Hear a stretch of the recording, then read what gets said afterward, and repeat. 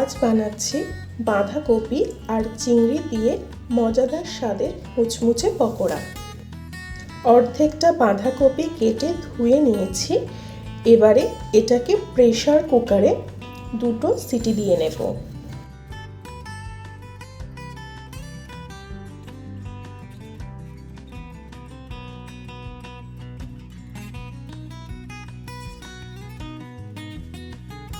এদিকে কিছু চিংড়ি ধুয়ে পরিষ্কার করে নিয়েছি। কুকারের প্রেসার বেরিয়ে গেলে কপি থেকে ভালো করে জল ছড়িয়ে নিয়েছি। এবারে হাফ কাপ বেসন অ্যাড করছি। পুরো বেসনটা একবারে অ্যাড করব না, দুবারে অ্যাড করব।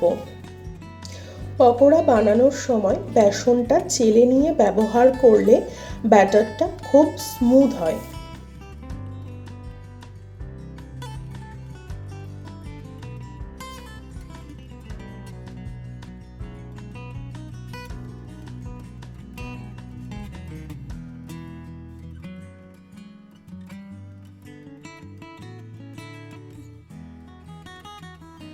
এবারে দিচ্ছি স্বাদ মতো নুন, হলুদ, ভাজা মশলা আর সামান্য চিনি।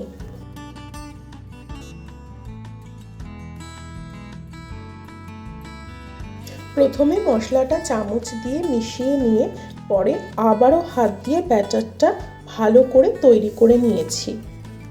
এবারে একটা করে চিংড়ি নেব আর দুদিকে ব্যাটার লাগিয়ে নেব।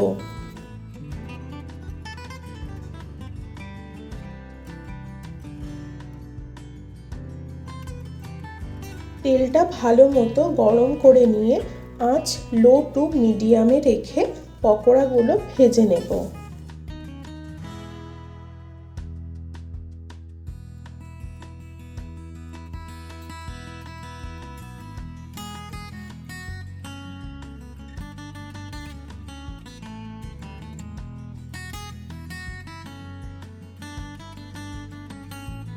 প্রত্যেকটা কামড়ে মুখে যখন একটু করে চিংড়ি পড়বে দারুণ লাগবে খেতে। তোমরাও রেসিপিটা ট্রাই করো, আর ভালো লাগলে লাইক, কমেন্ট, শেয়ার আর সাবস্ক্রাইব অবশ্যই করো। চলে আসবো নতুন রেসিপির সাথে। সবাই ভালো থেকো, বাই।